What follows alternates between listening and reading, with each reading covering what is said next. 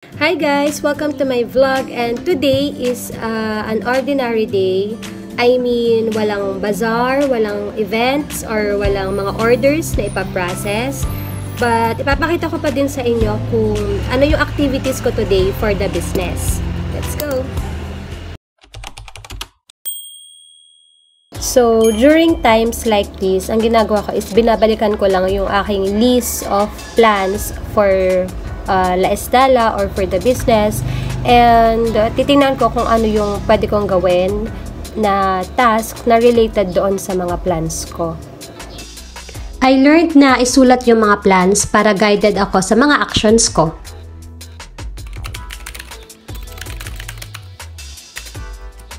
So guys, chinek ko lang yung Shopee account ng La Estela, and may notification dito na kailangan mag-submit ng business information na registered na yung business natin sa BIR. Kasi starting April 15, nire-required na daw na lahat ng online sellers ay registered sa BIR. So, gagawin natin ngayon is magsasubmit tayo ng mga requirements since registered naman na tayo sa BIR. Bale, kailangan nga lang mag-filled up ng information gaya ng business or trade name at saka TIN, and kailangan din i-upload yung COR galing sa BIR. So guys, next ko namang task for today is maghahanap ako ng mas malaking candle vessel or candle jar, kasi I'm planning na mag-launch ng mas malaking La Estela scented candles. Ayan, dyan nga ako naghahanap sa Shopee, and aside from that, nagtatry din ako na maghanap sa Alibaba.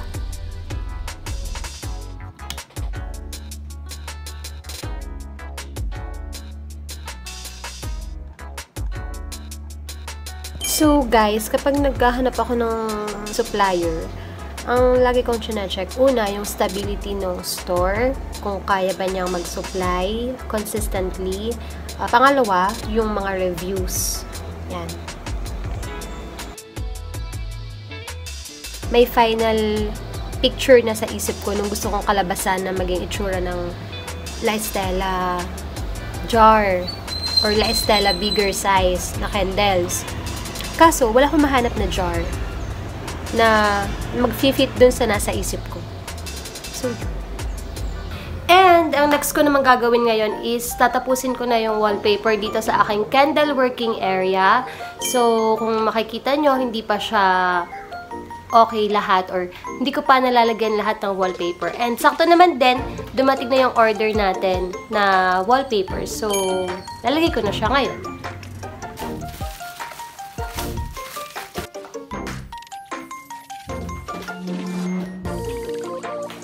Tatapusin ko yung are. Lalagyan ko na po nito. Ano po yan? Gam-gam din eh. Opo.